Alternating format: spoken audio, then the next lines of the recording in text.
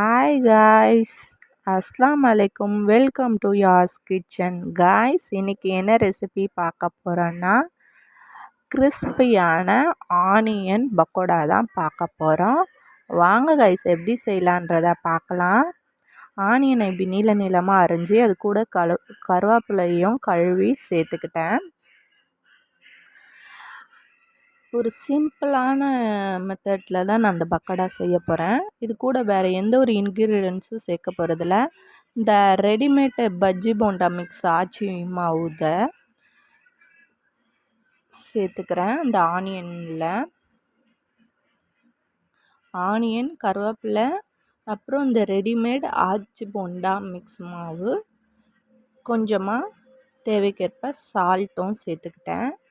நான் காரம் செக் பண்ணி பார்த்தேன். அதுலேயே காரம் இருந்தனால நான் காரமும் சேர்த்துக்கல. எல்லாமே அதில் இருந்தனால வெறும் தண்ணியை மட்டும் சேர்த்து நல்லா அந்த மாவுலாம் அந்த ஆனியனில் ஒட்டி பெசரி விட்டுக்கிறேன். நல்லா பிசைஞ்ச ஆனியனை சூடான எண்ணெயில் பொரித்து எடுத்துக்கலாம். எண்ணெயும் நான் ஒரு பக்கம் ஸ்டவ்வில் காய வச்சிட்டேன்.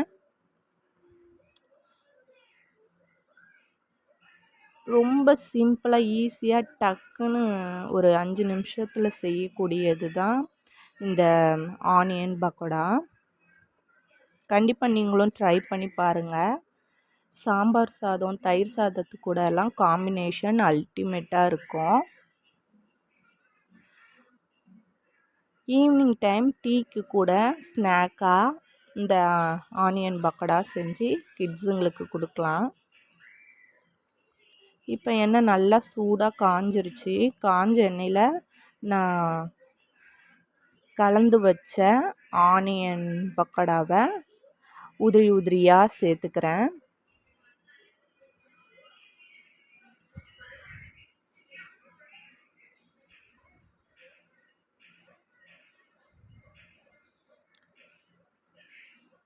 இப்போ நல்லா பொரிஞ்சு வந்ததும் நல்லா இன்னொரு பக்கமும் திருப்பி நல்லா பொரிய விட்டுக்கலாம். இப்போ நல்லாவே பொரிஞ்சு வந்துருச்சு. இப்போ நான் இதை எண்ணெயிலேருந்து எடுத்து வடிகட்டி தட்டில் சர்வ் பண்ணி காட்டுறேன்.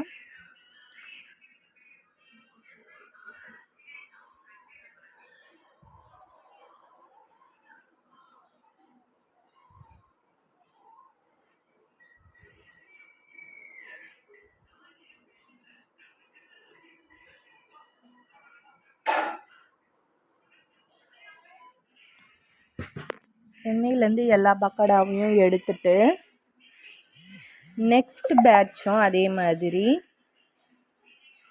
உதிரியாக போட்டு பொரித்து எடுத்துக்கிறேன் எல்லா பக்கோடாவையும்.